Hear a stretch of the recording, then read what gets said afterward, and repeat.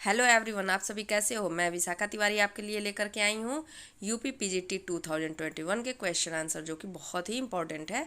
और आप जब पेपर देने जाओगे तो देखोगे कि इसी बेसिस पर क्वेश्चन पूछे जाते हैं। तो चलिए, विदाउट वेस्टिंग और टाइम्स हम लोग नाउ स्टार्ट करते हैं। ओके, चलिए, पहला क्वेश्चन है, among the given statement about structure of NH3 and H3O plus which one is incorrect। यहाँ पे देखो बेटा, यही सबसे बड़ा हमसे गलती क्या हो जाता है, हम क्वेश्चन को ध्यान से नहीं पढ़ते हैं। इनकरेक्ट पूछा है, क्या पूछा है, इनकरेक्ट। तो हमें इसमें से जो चारों ऑप्शन में गलत है उसे बताना है। तो हमारा जो स्टेटमेंट दिया है अमोनिया के लिए और H3O, ठीक है, प्लस के लिए। तो अब इसमें देखेंगे कि दिया है कि all NH bond in NH3 are equal in length and strength, सही है। All OH bond in H3O plus are equal in length and strength, ये भी सही है। उसके बाद दिया है कि N in NH3 and O in H3O plus both the atom involves sp3 hybridization। आप सभी को हाइब्रिडाइजेशन निकालने आता होगा, मुझे जहाँ तक उम्मीद है कि आप सभी को आता होगा। वैसे मैं आपको थोड़ा सा यहाँ पे बता देती हूँ, ठीक है। ये देखिए, जैसे हमें अमोनिया का निकालना है तो इसमें सिंपल, आप जब बुक में देखोगे तो बुक में बहुत बड़ा लंबा चौड़ा फॉर्मूला दिया हुआ है, जिसकी कोई हमें ज़रूरत नहीं है। हमें सिर्फ देखना है कि उसमें क्या है कि हमारा जैसे अमोनिया है, NH3 है, तो ये देखना है कि ये कितने अपने कितने बॉन्ड कितने एटम से किया है, ठीक है। इसकी बॉन्डिंग कितने एटम से है, अटैच्ड एटम कितने हैं, तो इसमें कितने हैं, 3, ठीक है। और क्या देखेंगे इसमें कि लोन पेयर कितने हैं। तो आपको पता है कि नाइट्रोजन के वैलेंस इलेक्ट्रॉन कितने होते हैं, 5 होते हैं, उसमें 3 बॉन्डिंग में लग गए, तो बचे कितने, एक पेयर। ये हमारे एक पेयर बचे। ये दो है इलेक्ट्रॉन, लेकिन लोन पेयर कितने हुए, एक हुए, ठीक है। ये हमारा लोन पेयर, तो एक हम ये लिखेंगे। तो हमारा क्या हो गया, 4 हो गया। 4 के लिए क्या होता है, sp3, एक s के लिए p3, 3 जो हो गया p के लिए। तो हमारा क्या हो गया, NH3 के लिए sp3। वैसे ही जब हम H3O के लिए लेंगे तो H3O के लिए अभी आप क्या देखोगे, इसका स्ट्रक्चर देख लो, ठीक है। इसके ऊपर एक चार्ज है, इससे आपको कंफ्यूज नहीं होना है, ठीक है। ये हमारा H हो गया, इस पर वैसे तो क्या होता है कि ऑक्सीजन पे 2 लेन, जब H2O का देखते हैं तो लोन पेयर 2 होते हैं, लेकिन एक क्या हो गया, एक बॉन्डिंग में इन्वॉल्व हो गया, तो एक हमारे पास सिर्फ लोन पेयर बचा और ओवरऑल पर क्या है, प्लस चार्ज है। तो आप यहाँ देखो कि 3 क्या है, बॉन्डिंग में लग गया है, 3 क्या है, हमारे बॉन्डिंग में लगे हुए हैं, यानी कि ये हो गया 3 और एक हमारे लोन पेयर हो गए। तो हमारा यहाँ भी क्या हो गया, 4, यानी कि क्या हो गया, हाइब्रिडाइजेशन sp3, इसके भी हो गए, ठीक है। तो यहाँ हमने शॉर्ट में हाइब्रिडाइजेशन भी आप बोलेंगे तो मैं हाइब्रिडाइजेशन के लिए भी अलग से जो इम्पोर्टेंट कंपाउंड होते हैं उसके आपको बता दूंगी, ठीक है। उसके बाद नेक्स्ट बोल रहा है कि number of lone pair of electron on nitrogen atom, nitrogen atoms is only 1 but it is 2 in case of oxygen in H3O plus। अब देखो, यही ये स्टेटमेंट क्या है, गलत हो गया। क्यों, हमने जब सिर्फ वाटर का यानी कि H2O का देखेंगे तब उसमें क्या होता है कि आप जब उस समय देखोगे तब 2 लोन पेयर ऑक्सीजन पे होता है, ठीक है, उस समय। लेकिन यहाँ क्या है, H3O प्लस, आपको ध्यान देना है, यहाँ क्या हो गया है, H3O प्लस हो गया है, तो इस पर क्या होगा, 2 कैसे होगा इसमें, आप इसको देखो स्ट्रक्चर के थ्रू समझो।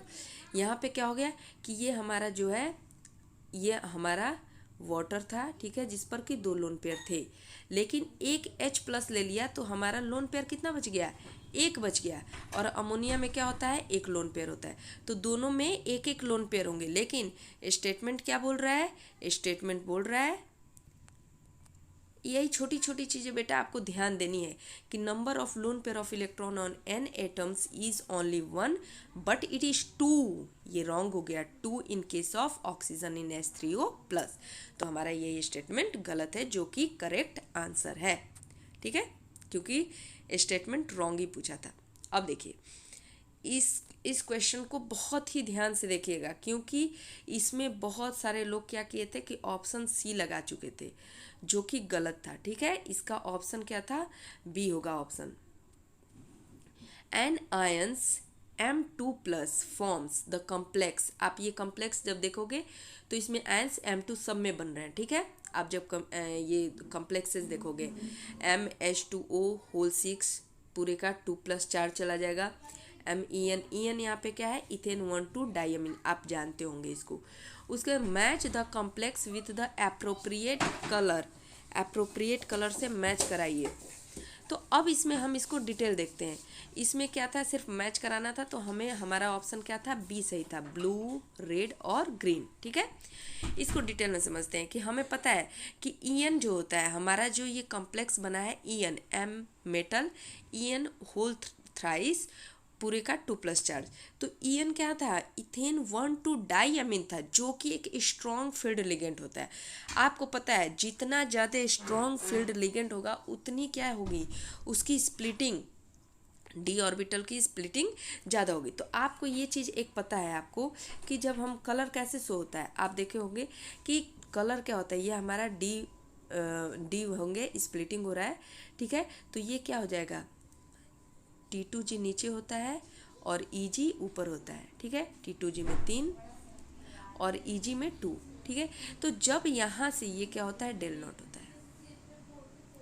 जब यहाँ से एक्साइटेड होकर के यहाँ जाता है, फिर वापस आता है, तो इसी चीज़ में क्या होता है, हमें कलर दिखता है।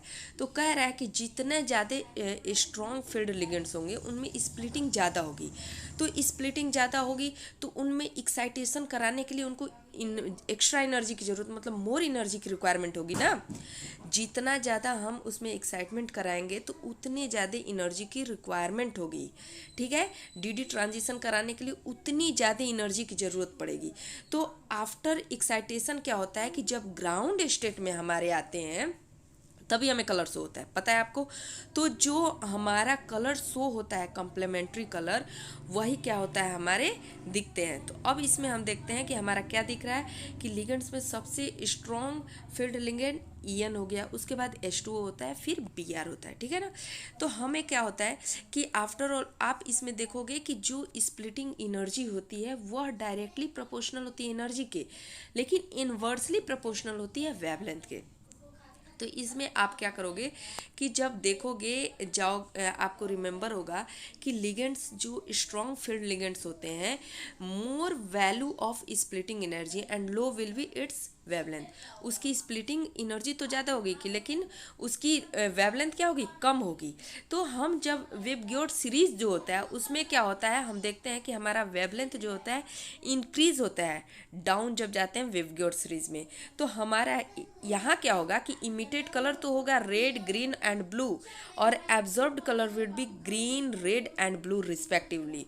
तो इस प्रकार क्या हमें आंसर मिलेगा, हमारा कलर हो जाएगा इस कॉम्प्लेक्सेस का blue, red, green in colour respectively. ठीक है, अब थर्ड क्वेश्चन हो जाएगा हमारा,